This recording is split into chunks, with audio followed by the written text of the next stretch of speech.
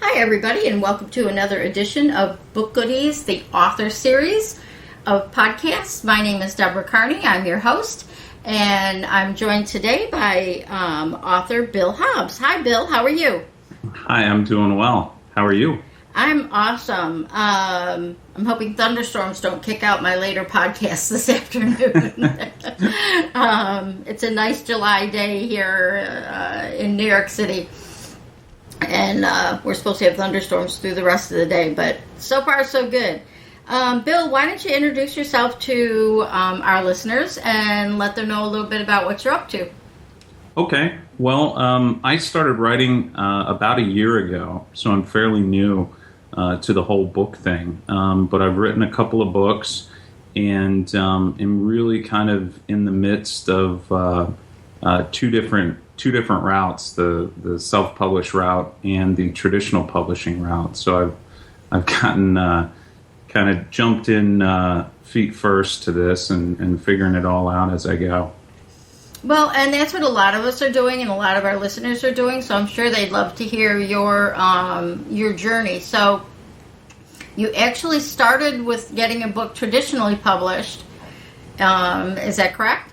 Yeah, so I started out, I wrote a business book that really was focused around helping people to understand how to go out and do consultative selling. Mm-hmm. So really break down complex accounts and build relationships, that type of thing. And I sent that book out to a couple of the large publishers, exchanged some emails with the acquisitions editors, and realized that I was kind of over my head in dealing directly with the publishers.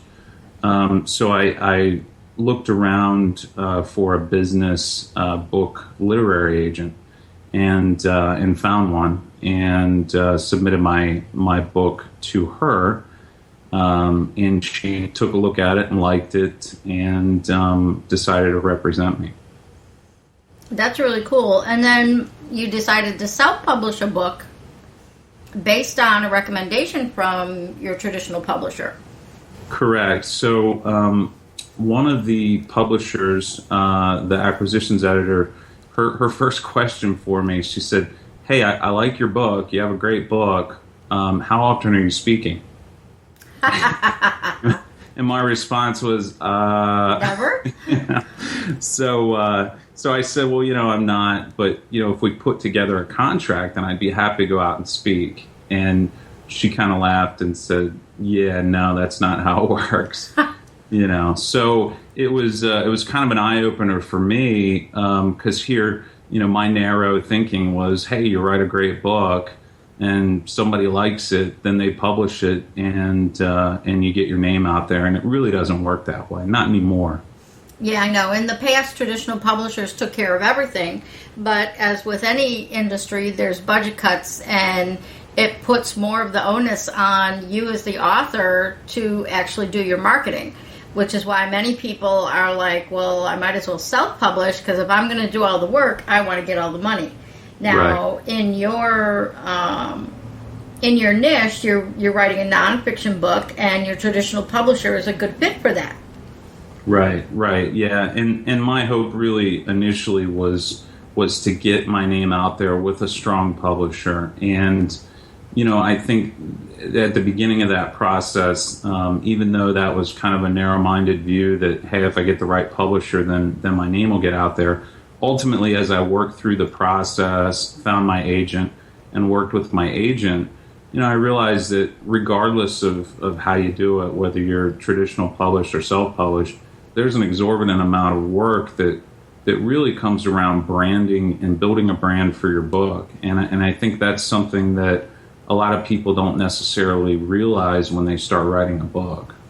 Right. And what our current, for people that have been listening along to our different author podcasts, one of the things that I'm hearing resoundingly is that you should start building your platform as soon as you have the idea for your book.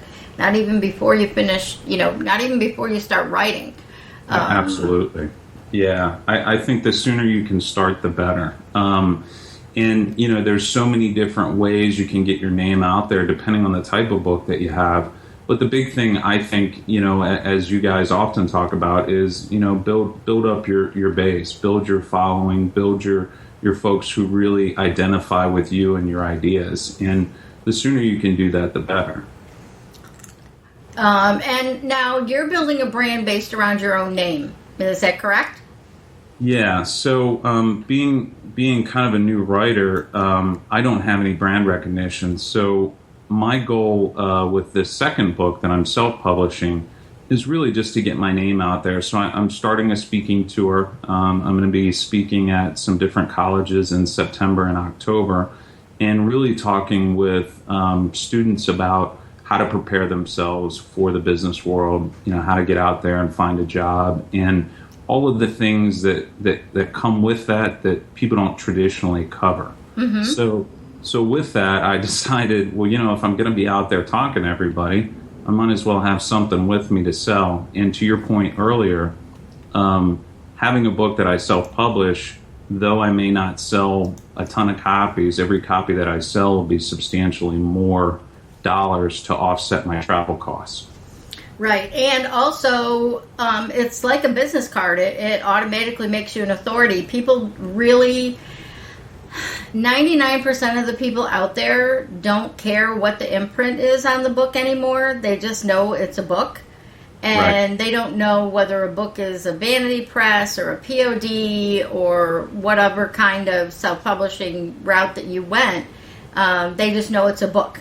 And right. You have it that you could hold up in your hand. You can hand it to college professors or guidance counselors or whoever you want to get in front of. And you can actually hand them a physical book. Yep, absolutely. And that's why I thought it was really important that I work with some folks who knew what they were doing when it came to designing the layout of the book and designing the cover of the book, because the big differentiator, if I pick up a book and look at it, is, well, does this look extremely professional? Does mm-hmm. this look like, the types of books that are on the market? And I think that's what people are judging a lot of it. Unfortunately, is people judge a book by its cover. Yep. Well, and people don't realize how important that cover is. Again, going to the people that are self-publishing that might have some graphic skills, make sure you go to a professional that can help you with your book cover and make sure that the elements aren't too much or too little. They know, if you go, one of the tips that I've heard that's really good is go to Amazon or go to Barnes and Noble and do a search on the type of book that you're going to publish and look at those covers, especially the ones that jump out at you and grab your eye, and see what elements they're using. Obviously, you don't want to copy someone else's cover, but you can get some really good ideas as to what kind of covers people are looking at. And you can rank by best-selling, so you can see what the best-selling covers look like. Right. And when I did that, I was surprised because, yes, I'm looking at business books, but in this particular shelf for the type of book that I was designing, the backs of the books, for example, all kind of followed a similar pattern in this particular shelf. But then when I looked at other business books that were non-related to career job, they were a totally different back. So, mm-hmm. Things like that, you'll see when you look at 100 different books, you'll see that characteristically there's some things that are similar. And that's really, really important for people to pay attention to. Now, the other thing in your self-published book, did you get any help with editing? Well, first of all, your self-published book, what platform are you publishing that on? So I have not sent it yet to be done, but I believe that I'm going to use Lightning Source. Okay.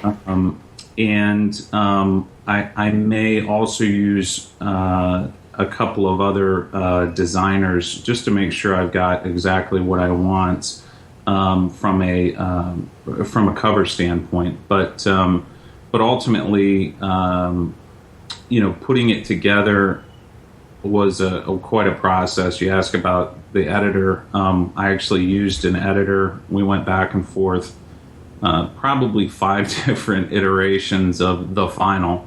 Okay. Which I think is pretty standard. You feel like you've gotten something done, you're excited about it, but you really need to take a sober look, take a little time off, and go back and look at it again and say, hey, is this the best piece of work I can put together or not? And so that's why we went back and forth so many times. Well, and yes, you're right. This is getting to be pretty standard from the folks that that I'm talking to. They're getting it edited. They're on it's usually their 4th or 5th draft that is finally the one that's going to print. And it's because, like you said, when you get done with it the first time around, it's not complete.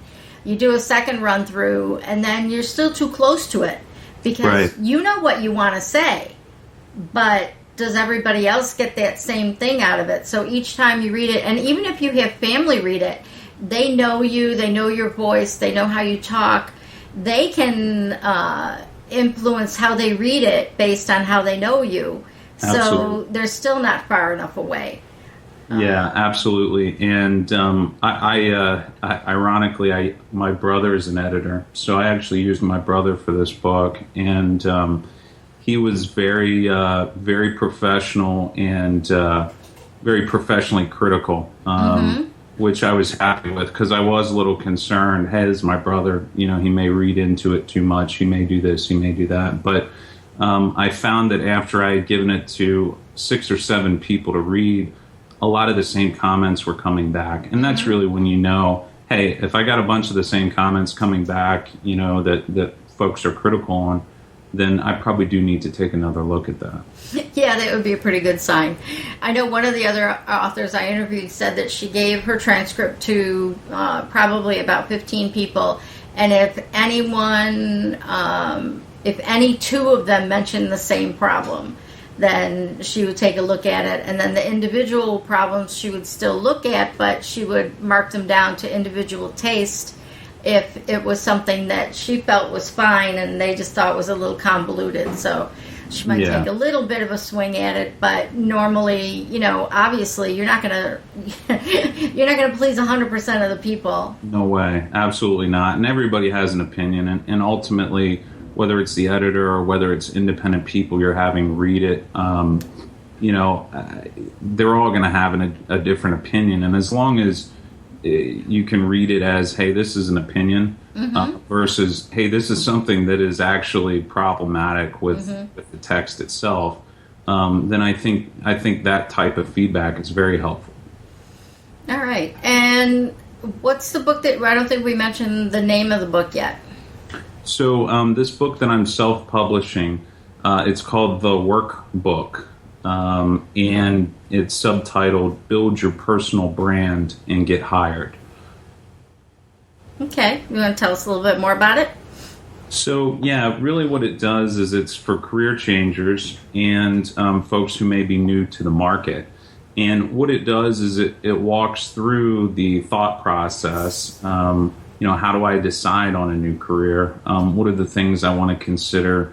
What are the things that I want to think through? What am I uniquely qualified for and potentially going to be successful in doing? And then it walks through preparation for things like interviewing and deciding on companies, negotiating with companies once you get offers. And then it has kind of a second part to it that really walks through what is it that is going to help me from a career planning standpoint, and what can I do to really put a solid plan in place to help me to become successful over the next month, 6 months, year, so on. I like it. That's something that, again, how do you plan to market that one? So the marketing piece has been quite an interesting and fun experience. I had a PR person who I was working with, and then I decided to kind of try to do the PR piece myself, which I think if you have a major book and you have something that you're really going to get out there, I think it's great to have a PR person, particularly maybe 3 to 6 months before you release your book, and then for maybe 3 to 6 months after as well. But a lot of what I'm doing is really what the acquisitions editors and my agent recommended I do on the other book, which is get out there and speak to people, get out there and talk about the things that people need to do to put themselves in a good position to be successful. And so I've got a lot of scheduled time to go out and speak with people. I've also set up a website. I've got I'm working with the Help a Reporter Out website to see about different articles and of course podcasts and things that will get the word out. Mm-hmm. Yeah, we love Help a Reporter Out. Yeah. I used them for this particular series of podcasts and got over 90 responses. That's the biggest response I've had so far, and that's a lot of people. That's awesome. And it is awesome because, and in your case, you get to, scan through and see who needs to know what you're doing. But if there was something that you needed to do an article or some research for, you can put in a query. And you may get back, a lot of very interesting information that you didn't consider. So, although you can't use it directly for polls or that sort of thing, you can, for a nonfiction book, there are a lot of ways that you can use the Help a Reporter Out to newsletter to get some really good, solid people to talk to.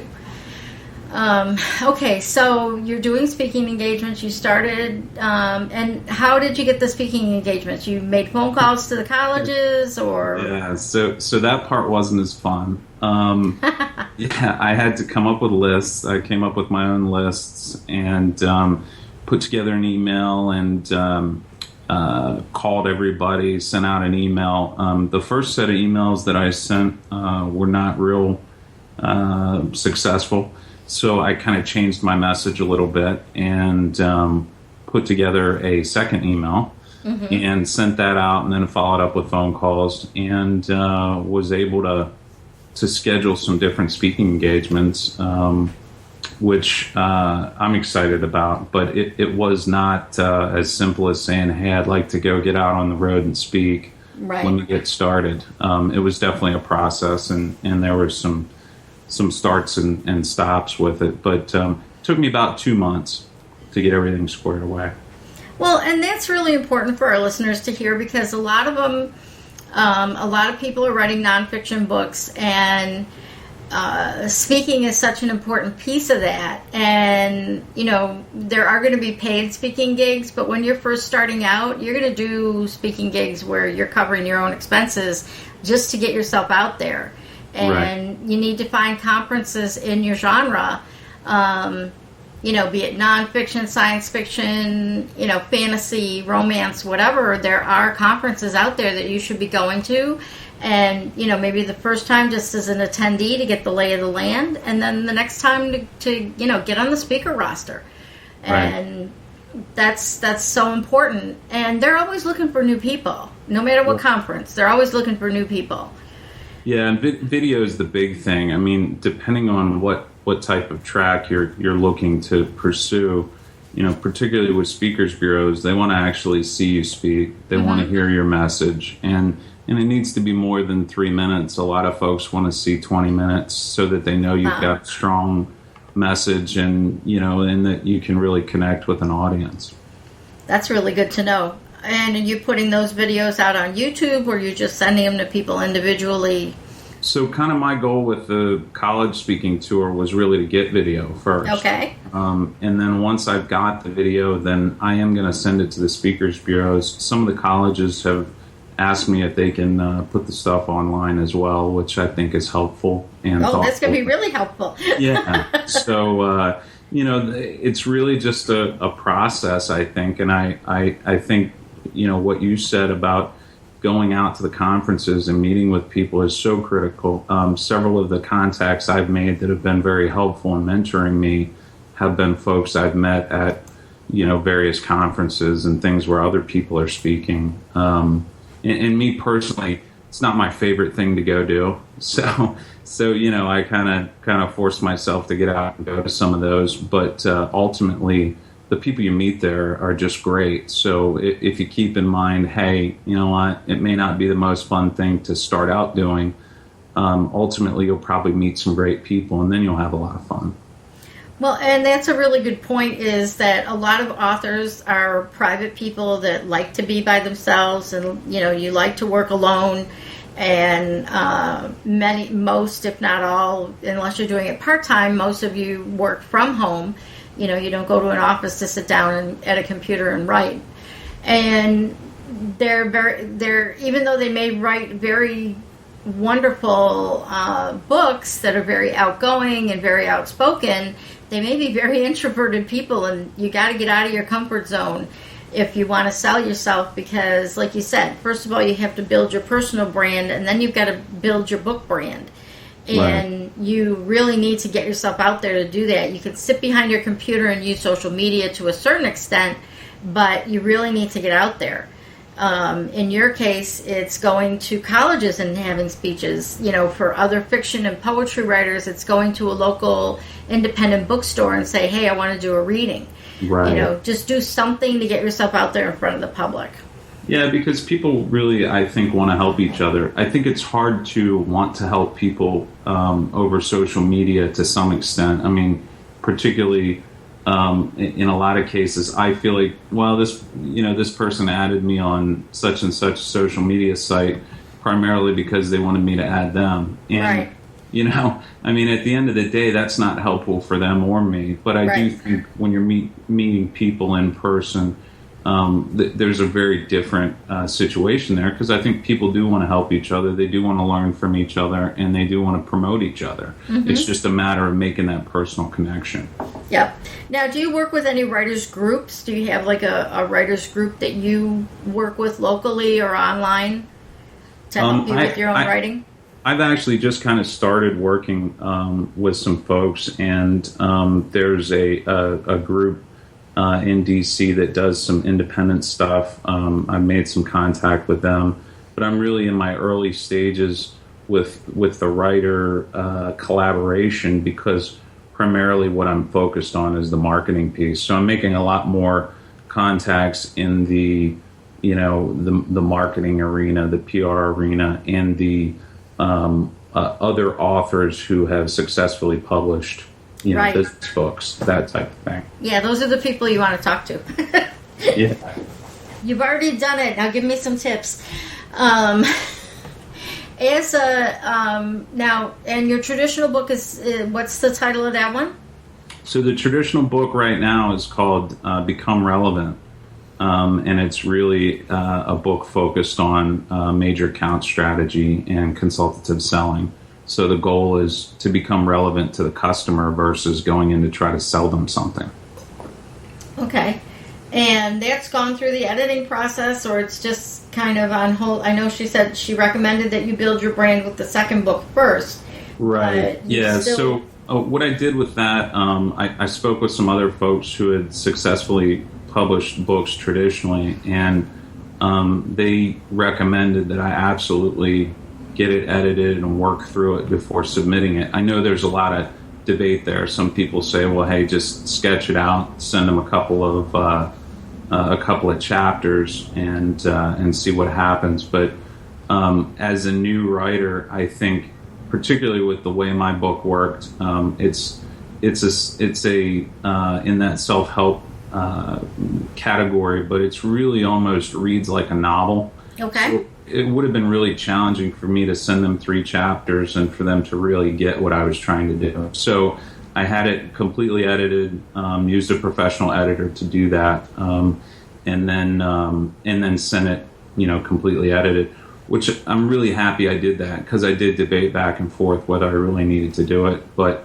ultimately, I think it helped really solidify in my mind exactly what the book concept was, and I was able to fix some things that otherwise would have just gone through. I like that. I like that attitude. Get it all right. They're going to edit it again themselves anyway. Oh, absolutely. But yes. Making it as perfect as you can before you send it to them, and making sure you know what your message is. Right. Because ultimately they're looking at so many different manuscripts. I mean, if they don't immediately connect with your message, then they're going to move on to the next one. Mm-hmm. And so, I think if they can connect with your message, like my agent, for example, she called me after reading the book and she said, "Hey, I'm 26 pages into this thing, and I love it." Good. And I said, "Oh, well, great." And I was really happy that she said that, because I felt like when I first wrote it that the first 40 pages were too slow. Mm-hmm. That reading it, it just felt too slow. So I actually changed it after the editor sent it back to me and really sped up the beginning so you really get to the point earlier. And so I was happy that actually connected with her, because she very well may have had the opposite impression if I had sent it as is. Mm-hmm. So that's all great advice. If someone were starting out, just they're just fresh, they just got their idea for their nonfiction book that they want to get out there, what would be the first thing for you to recommend that they do? So at least for me, and like I said, I started writing about a year ago, so I'm kind of discovering my own process as I go. But for me, certainly outlining what you want to put together first is really helpful. And what I do is I put together an outline and I think of all the different things that I want to talk about, and then I arrange them in an order that has a logical flow. And then I just start writing in those sections. So basically the headline or that's in the outline then becomes a section within the book. And then that really forms the basis for kind of the bulk of the book. And then I work on arrangement and everything else later. But a friend of mine likes to always say, don't get it written, get it writ. So yeah. So I get it writ first, and then I work through actually writing it and making it connect and effective for the reader. Well, and by outlining it, you figure out which pieces you haven't thought about yet, because when you go through the flow, I'm in the process of writing compiling a nonfiction book from a variety of sources, and you realize that if you're telling people a step-by-step guide how to do something, you need to make sure you don't skip any of the steps. Right. And by getting your outline together, okay, I need to do this, and this. Oops, this is missing. So. Right, exactly. And to your point, one thing that I do, particularly when it's like an illustration or something like that, where I may be saying do this, then this, then this, is I actually have someone else follow those steps and I see what they come up with. Perfect. And that really kind of solidifies it for you, because they may say, hey, look, I don't know what you mean here. And then you need to rewrite that step. I mean, it made sense in your head, but it doesn't exactly make sense for the reader. So yeah. So I use another person to do that, but I'll often do it first myself, just because it saves you time. Mm-hmm. Well, and one of my favorite stories is about an author that I interviewed early on in the series, and she was like, she has a beta reader that'll actually come to her house and read the book, and she sits there, not staring at her, but she sits there in the room with her watching her reactions. And she looked at the woman and said, "Did you read this section already?" And she goes, "Yeah." "Well, you didn't laugh. That was a funny section. You were supposed to laugh." And right. She went back to it and she read it again and she goes, "That's not funny." And I'm like, but it's funny. You're supposed to. "No, honey, that's not funny. You better rewrite it." Yeah, you may want to redo that. And I had a similar situation where I was actually responding to a reporter's inquiry on Help a Reporter Out. And the lady asked for a funny story about something.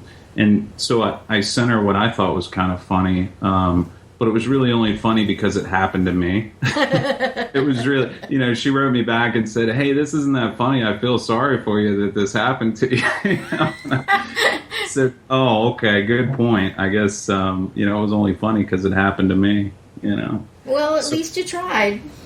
Yeah, so I think it does make a big difference to really get someone's opinion on what you've put together, because you really want to convey the message that you're trying to convey. And that's what rewrites are about. That's a part of the writing process that maybe it's so quick to self-publish now with KDP and, with Kindle and with CreateSpace that people are taking a lot of shortcuts. And the readers are noticing, and you'll find that there's a lot of books that have bad reviews because they weren't rewritten enough. Right. When you finish your first draft, put it away, come back to it a little while later, and every draft, every first draft needs to be rewritten. Absolutely. First draft is never, ever your final draft. Yeah, absolutely. And along those lines, I would also say be sure that you don't cut costs in areas where you really shouldn't. So, editing is a big area where you really want a good editor, and you really do want to pay a good editor what they're worth to actually do the work. Designing the book cover, laying out the interior of the book, typesetting. You really don't want to cut corners on that stuff. And for me, I have a marketing background. I've got a lot of that stuff, but the reality is you're emotionally tied to the book. So I think in areas, where expertise can be hired and it's necessary, you should absolutely do it, and you should hire the best people you can get. Yeah, and for a lot of our listeners, they're of the I can do it all mode. And the resounding thing that I'm hearing through all successful or authors in the process is the editor and the book cover and the layout. All three of those things need to be really addressed by someone who knows what they're doing. And your readers can tell the difference. Now, do you write from home? Do you have a full-time job? How does that work? Yeah, I do both. I like to write on the weekends and some evenings if I have time. It's really for me, writing is kind of another world that I can go into. It helps me organize my thoughts. It helps me really think through ideas, and so it's kind of therapeutic for me. That's nice. And it also gives you ideas for speaking engagements. Once you get out there and start speaking, you start looking through your book and you go, oh, wait, I can cover this in I can do a whole hour on this. Exactly. Yeah, exactly. And you'll be excited when you get feedback from the people that you've gone out on the speaking engagements too. Now, is there anything else that you would want to, in particular, tell a beginning author or an established author for that matter? I think, primarily, like I said, make sure that you get a good group of people that you work with, and regardless of whether you feel like you can do it all, the reality is if you hire somebody who's doing it 50 times a day, they're going to just be better. They're going to be in better shape, quite frankly, to put together something than you are if you do it once every 6 months or once a year. So, it's not really about whether you can or can't do it. It's really about whether you can put out the best product you possibly can. And really that comes from collaboration. That's awesome. Are you going to put this out electronically, or is it just going to go print? Yeah, so I think what I'm going to do is put it out electronically. Right now, I'm working through the final touches with the folks who are doing the typesetting and the cover, and then once that's done, then I can convert it to the different file formats for an ebook. But I think particularly for my target audience, for students and folks who are just getting out into the workforce. And a lot of people really like the ebooks nowadays. So, I think that stuff really depends on your audience. And for me, I think the ebook is a great way to go. I'm glad that you have a really good handle on your audience, because there are some people that would push back from the ebook idea, but your target audience is very definitely using e-readers and, iPads and everything else, and, something that they're not carrying tons of books around or sitting at home, with a big heavy book on their lap. They'd rather have their tablet or their whatever e-reader they have. Exactly. Well, thank you so much for taking time out of your day to talk to me. And for our listeners, listeners/readers if I ever get it transcribed. Okay, so where can people find you on the internet?